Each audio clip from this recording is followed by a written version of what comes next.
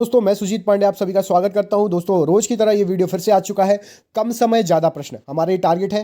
कितने प्रश्न मिलते हैं तो आपको 100 प्रश्न मिलते हैं, वो भी मुश्किल से 10-15 मिनट के अंदर अंदर। ठीक है, वीडियो यदि आपको अच्छा लगता है, ये वाला फॉर्मेट पसंद आ रहा है तो जरूर कमेंट किया कीजिए। आपको कमेंट में लिखना है कम समय ज्यादा प्रश्न, तो ये वीडियो कंटिन्यू रहेगा, ये सीरीज कंटिन्यू रहेगा। जिसको भी ये सीरीज कंटिन्यू चाहिए जरूर कमेंट बॉक्स में लिखिए कम समय ज्यादा प्रश्न।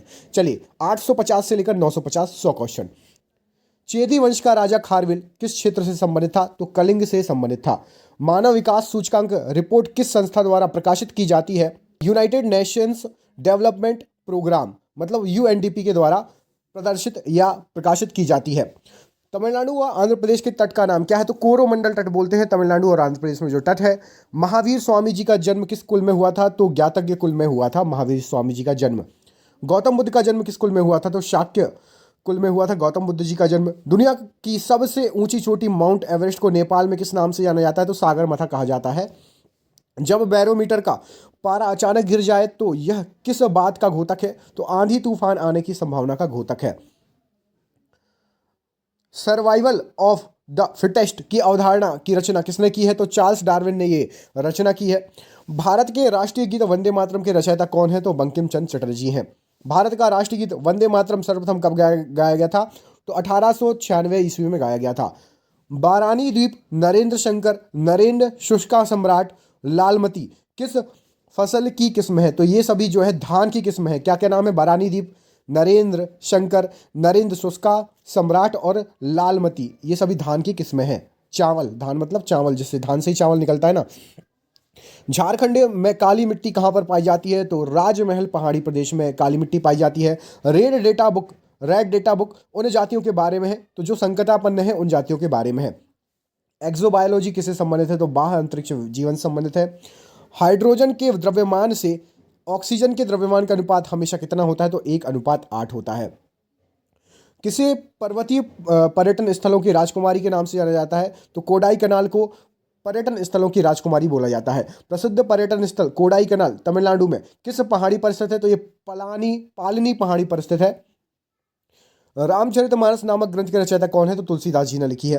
गोस्वामी तुलसीदास किसके समकालिक थे? तो ये अकबर के समकालिक थे। AIX किस कंपनी का ऑपरेटिंग सिस्टम है? तो IBM का ऑपरेटिंग सिस्टम है जिसका नाम है AIX। वॉलयार बांध केरल के कौन से जिले में है? तो ये पालक्काड जिले में है वॉलयार बांध। मुख्यतः मैंग्रोव वाले ज्वारीय वन कहाँ पर पाए जाते हैं? तो ये सुंदरवन डेल्टा में पाए जाते हैं। डॉपलर प्रभाव किससे संबंधित है? तो ध्वनि से संबंधित है। पास आती हुई रेलगाड़ी की सीटी की आवृत्ति या तीक्ष्णता बढ़ती हुई आती है, ऐसा किस कारण से होता है? तो डॉपलर प्रभाव के कारण होता है। वह पहला भारतीय सिपाही कौन सा था जिसने चर्बी वाले कारतूस का प्रयोग करने से इनकार किया था? तो मंगल पांडे। 1857 के विद्रोह के समय भारत का गवर्नर जनरल कौन था? तो लॉर्ड कैनिंग था। बेगम हजरत महल ने 1857 के विद्रोह का नेतृत्व किस शहर में से किया था? तो लखनऊ में किया था। भारत में यारलुंग जांगपो नदी को किस नाम से जाना जाता है? तो ब्रह्मपुत्र नदी कहा जाता है। ओट्टम थुलल पारंपरिक नृत्य किस राज्य से संबंधित है? तो ये केरल से संबंधित है ओट्टम थुलम नृत्य। सती प्रथा का पहला उल्लेख कहाँ से मिलता है? तो भानुगुप्त के ऐरण अभिलेख से मिलता है। आधुनिक आवर्त सारणी में कौन समूह के तत्वों का बाहरी कोश पूर्ण होता है? तो 18वें समूह के तत्वों का जो बाहरी कोश होता है वो पूर्ण होता है। स्वामी दयानंद सरस्वती किस मिशन के संस्थापक थे? तो आर्य समाज के संस्थापक थे। 1875 ईस्वी में इसकी स्थापना हुई थी। भारत की सर्वाधिक वर्षा मुख्यतः किससे प्राप्त होती है? तो दक्षिणी पश्चिमी मानसून से प्राप्त होती है। शेख निजामुद्दीन औलिया की दरगाह कहाँ स्थित है? दिल्ली में स्थित है। एक वयस्क मनुष्य के शरीर में अस्थियां हड्डियों की संख्या कितनी होती है? तो 206। नवजात शिशुओं में हड्डियों की संख्या लगभग कितनी होती है? तो 300 हड्डियां होती हैं। भारत के राष्ट्रीय ध्वज की लंबाई और चौड़ाई का अनुपात क्या है? तो 3:2 है लंबाई और चौड़ाई का अनुपात। भारत के राष्ट्रीय ध्वज के मध्य में बने चक्र क्रम का रंग क्या है? तो गहरा नीला है। भारत के राष्ट्रीय ध्वज के चक्र में कितनी तीलियां होती है? 24 तीलियां होती है। स्वतंत्र भारत का राष्ट्रीय ध्वज का डिजाइन किसने किया था? तो पिंगली वेंकैया ने किया था।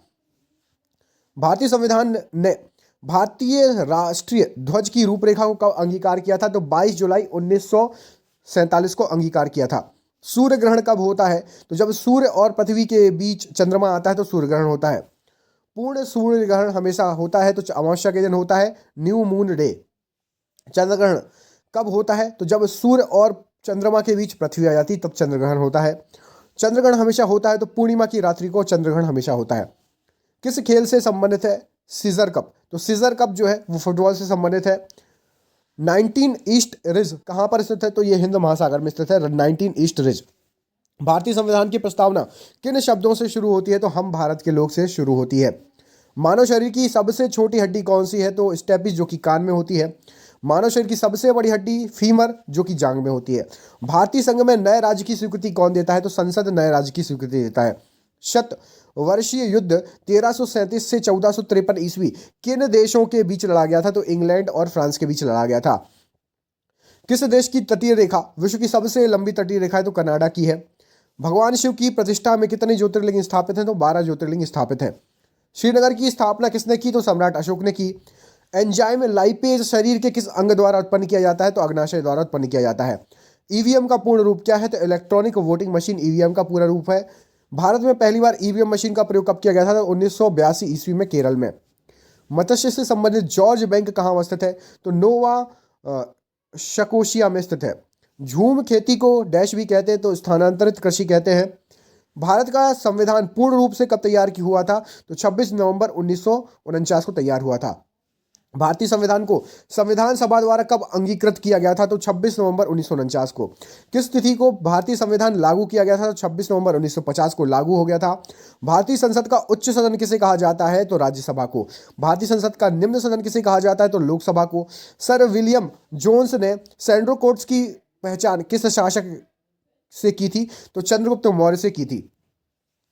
ज्वालामुखी से सबसे अधिक कौन सी गैस निकलती है? तो जलवाष्प निकलता है। संविधान के अनुच्छेद 1 में भारत को क्या कहा गया है? तो राज्यों का संघ कहा गया है। कौन सी गैस हास्य गैस या लाफिंग गैस के रूप में प्रयुक्त होती है? तो नाइट्रस ऑक्साइड N2O। प्रसारी विश्व की संकल्पना आधारित है? तो ये डॉपलर प्रभाव पर आधारित है। भारतीय संविधान के किस अनुच्छेद में नागरिक संबंधी प्रावधान है? तो अनुच्छेद 5 से लेकर 11 में। ऑयल ऑफ विड्रॉल किसे कहा जाता है? तो H2SO4 को कहा जाता है। बिजली के 3 पिन प्लग में सबसे लंबी पिन को कहाँ जोड़ना चाहिए? तो आधार से न्यूट्रल से जोड़ना चाहिए। मोचा कहवा कॉफी कहाँ उगाई जाती है? तो यमन में होती है। मोचा आपने सुना होगा, कॉफी का नाम है। भारत का सबसे प्राचीन पर्वत कौन सा है? तो अरावली पर्वत सबसे प्राचीन पर्वत है। भारत का सबसे नवीन पर्वत कौन है? तो हिमालय सबसे नवीन पर्वत है।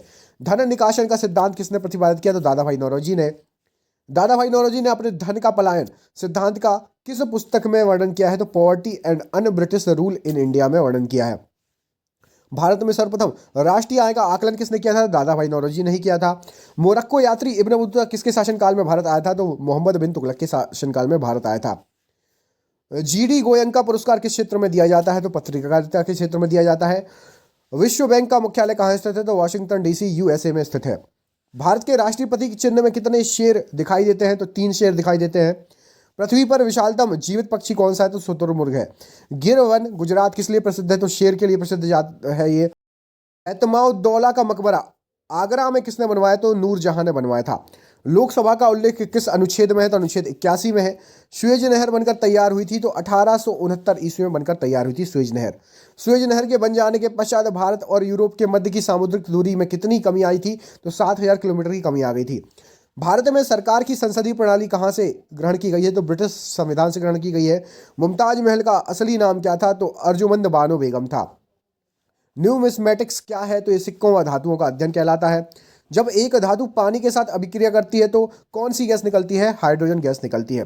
बल और विस्थापन का गुणनफल क्या कहलाता है? तो कार्य कहलाता है। टंगस्टन का गलनांक लगभग कितना होता है? 3380 डिग्री सेल्सियस। शून्य की खोज किसने की? तो आर्यभट्ट ने की है। इतिहासकार V.A. स्मिथ ने किसकी विजयों से प्रभावित होकर उसे भारत का नेपोलियन कहकर पुकारा था? तो समुद्रगुप्त की विजयों से प्रभावित होकर भारत का नेपोलियन कहा था।